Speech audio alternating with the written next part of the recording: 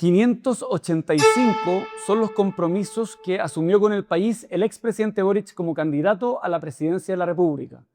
Al cierre de su administración, el 41,7% estaba cumplido. Pero hay otro número que es aún más revelador. De las 100 promesas más importantes de su programa, las más identitarias, las que definían el corazón de su proyecto político, solamente se cumplió el 27%. ¿Cómo llegamos a estos números? ¿Qué estamos viviendo exactamente? ¿Qué queremos decir? ¿Cuáles son las promesas que fallaron? ¿Quién es el responsable? ¿Y qué nos dice esto sobre el Chile que viene? Bueno, eso y otras cosas son las que voy a responder en este video. Quédate hasta el final si te interesa entender Chile más allá de los titulares para analizar qué dejó el gobierno de Boric al término de sus 4 años en el poder.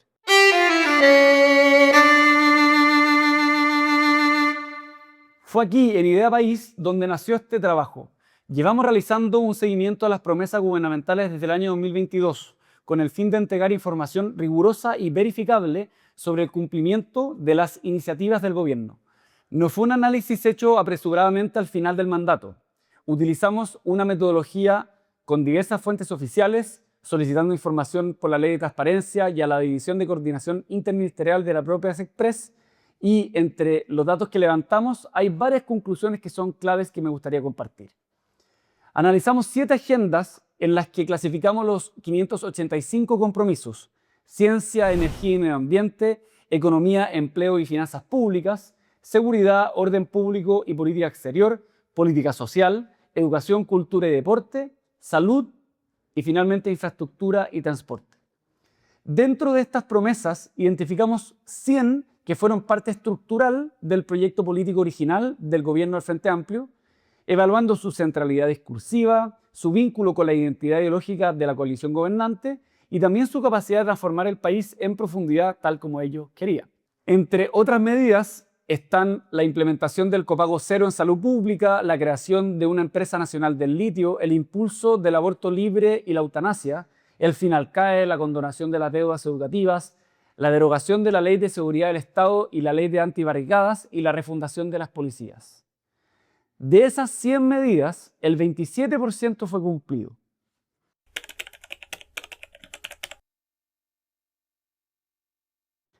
Es probable que te hayas mareado con tanto número, pero te invito a que nos tomemos un momento para profundizar en un área crucial para la historia del Frente Amplio y del expresidente Boric, y que fue el sector con menor cumplimiento en este núcleo programático, como lo es la educación.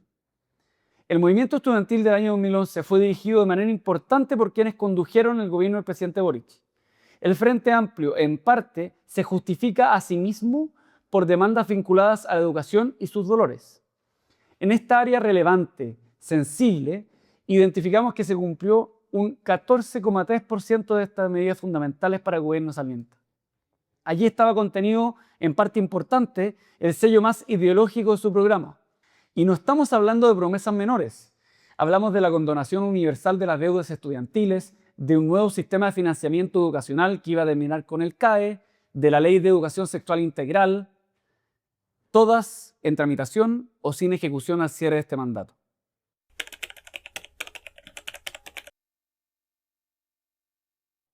Probablemente has escuchado alguna explicación para esto, algo como es que la oposición bloqueó todo en el Congreso o las condiciones económicas simplemente no daban. Pero aquí viene una precisión de máxima relevancia. Si miramos la totalidad de los compromisos del programa, el informe de Idea País identifica un patrón que va más allá del bloqueo político.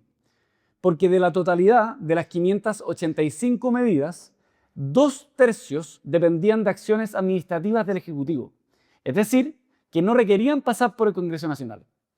Estas medidas tuvieron un desempeño mejor que las legislativas, pero aún así, entre las iniciativas de gestión, el cumplimiento llegó a un 44,4%.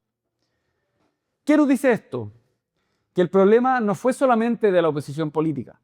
Hay quienes prefieren decir que en el Frente Amplio no saben ejecutar, que nunca le han trabajado un peso a nadie y argumentos de este estilo. Ese tipo de artilugios no suman ni dicen mucho. El problema real fue la arquitectura del programa mismo. Un programa que prometió transformaciones estructurales que requerían de reformas legislativas profundas, sin contar con los apoyos necesarios en el Congreso para ejecutarlas. Un programa, como dijo Giorgio Jackson, que requería de la nueva constitución que proponía la Convención del año 2022 para poder ser implementado. Un programa que por la inexorable fuerza de la realidad cada vez fue perdiendo más respaldo en las mayorías sociales. Basta recordar el resultado del plebiscito del año 2022. Varios en el gobierno esperaban ese hito como clave para impulsar sus reformas. Pero el resultado mostró la distancia que existía entre el proyecto del gobierno y el sentir de una amplia mayoría ciudadana.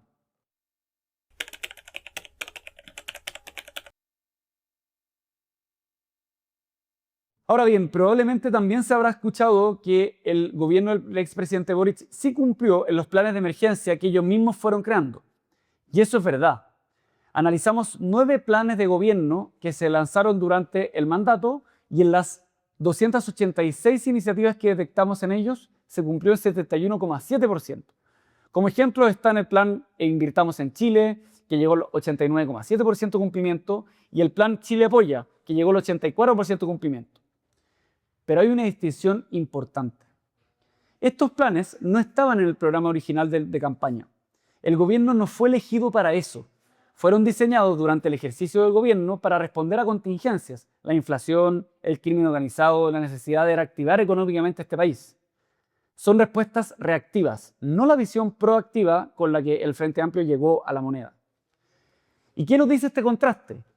Que este gobierno fue más eficiente gobernando las crisis del momento que ejecutando su propio proyecto político de largo plazo.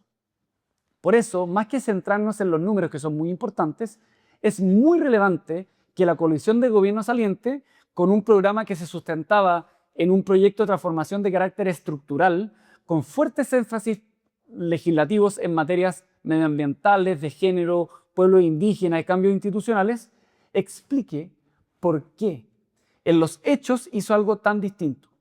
Porque acá, guste o no, no hubo una reapertura de las grandes alamedas, ni tampoco hubo reformas estructurales. No hubo una diferencia estructural con la vieja concertación. Y a la fecha tampoco hubo una explicación que dé cuenta de su falta de consistencia entre lo que declamaban en las calles y lo que terminaron haciendo. Gabriel Boric intenta ocultar la realidad con su talento innegable, diciendo que él es el mismo de siempre, que no hay nada que ocultar, que todo es muy transparente. Pero eso no da. Simplemente no da. Es muy grande la diferencia entre lo que se prometió y las expectativas que se crearon, y el legado del que se jactan. Y si no hay una explicación robusta y clara a ojos de la ciudadanía de este giro, que dé cuenta de una revisión de su diagnóstico del país y que sustente los cambios de opinión que vimos en estos 4 años, la coherencia política de este proyecto no saldrá nunca de la desorientación que hoy día estamos viendo.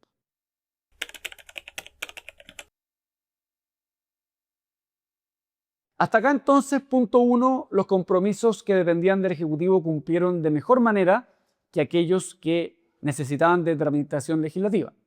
Punto 2, los planes impulsados durante el mandato de Boric superaron en cumplimiento al programa original. Punto 3, el núcleo más ideológico, las 100 promesas más identitarias, se quedó en el 27% de cumplimiento. Estos 3 datos juntos dicen algo muy específico sobre la naturaleza del gobierno saliente. Llegó al poder con un proyecto muy ambicioso, pero con escasa viabilidad política y con dificultad para conectar con las necesidades de la ciudadanía. Sobre la marcha se tuvo que adaptar y afortunadamente lo hizo, pero con un costo de tiempo y de recursos no menor, sobre todo para trabajar en materias urgentes para las familias de este país y dejando un interrogante enorme sobre cuál es la autocrítica y la reflexión que hace esta izquierda luego de haber visto tan equivocado su diagnóstico del país.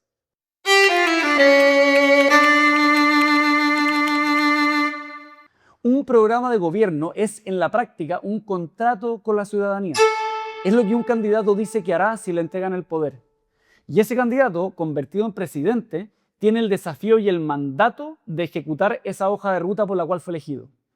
Diseñar un programa de gobierno tiene que ser un ejercicio responsable, que combine visión política y viabilidad técnica, sentido de realidad y conexión con las urgencias ciudadanas. De otro modo, el riesgo que se corre es acabar con un diagnóstico errado o un programa que quede en promesas, horadando aún más la confianza de las familias chilenas.